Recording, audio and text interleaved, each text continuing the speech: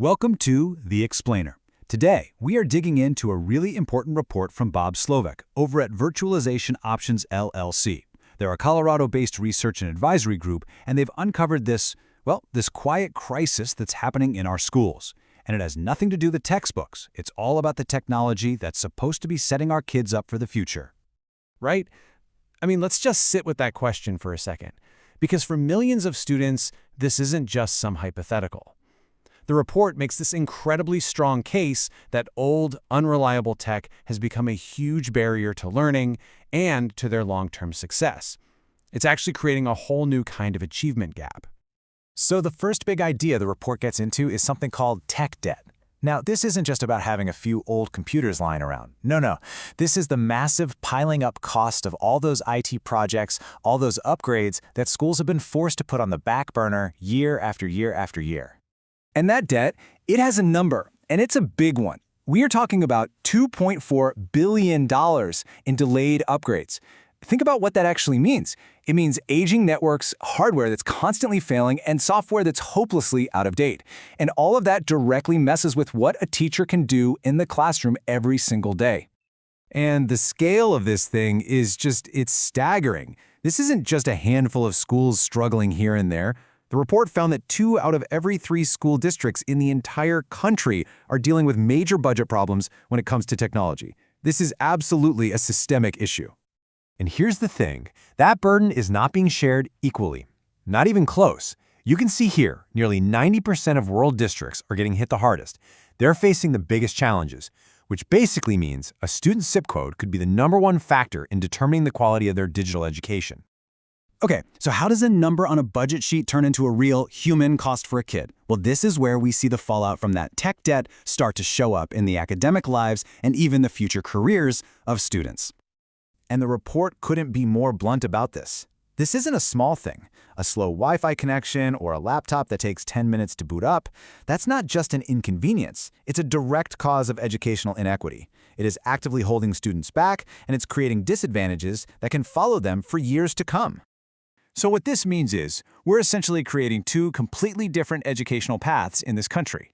On one path, you have a student who's learning modern digital skills on reliable tech, getting ready for college and the modern workforce. And on the other path, you have a student who's fighting with broken tools every day, getting more and more frustrated and falling further behind. Their futures are literally splitting apart based on nothing more than the tech their school can afford. But okay, it's not all doom and gloom. The report doesn't just lay out the problem, it really shifts gears to focus on solutions we can actually use. It charts a course forward, and it pays really close attention to those rural districts that are facing the biggest obstacles.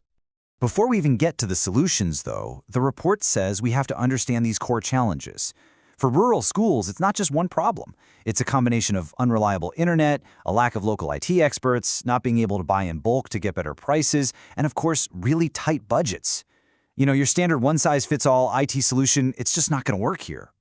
So one of the most powerful solutions the report highlights is a technology called edge computing. Okay, think of it like putting a mini server, a little powerhouse, right there inside the school. It processes all the data locally.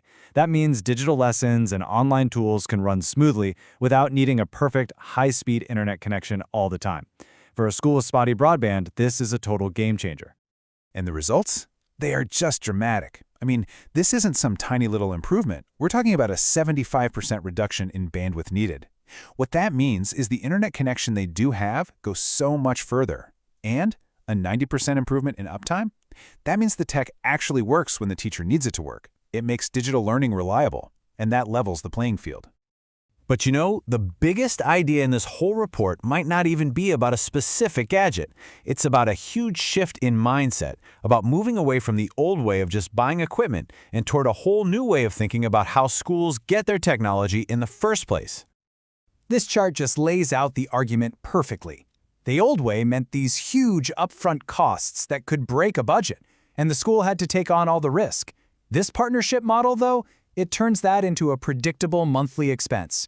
It gives schools access to outside experts that could never hire themselves, and it shares the risk of technology becoming obsolete. And that is the key. Technology stops being this giant, scary purchase. Instead, it becomes a managed service, like the electricity or the water. This gives schools a budget they can actually plan on, and it makes sure they always have access to the kind of top-tier expertise they can never afford to keep in-house. And in the end, the report gives us a clear, actionable playbook. This isn't just high-level theory.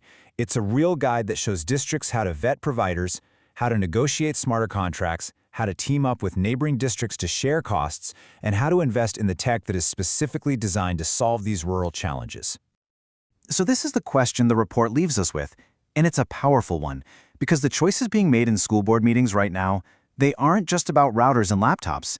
They are actively shaping the skills, the opportunities, and the future fairness for the next generation. It's a huge reminder of what's really on the line here.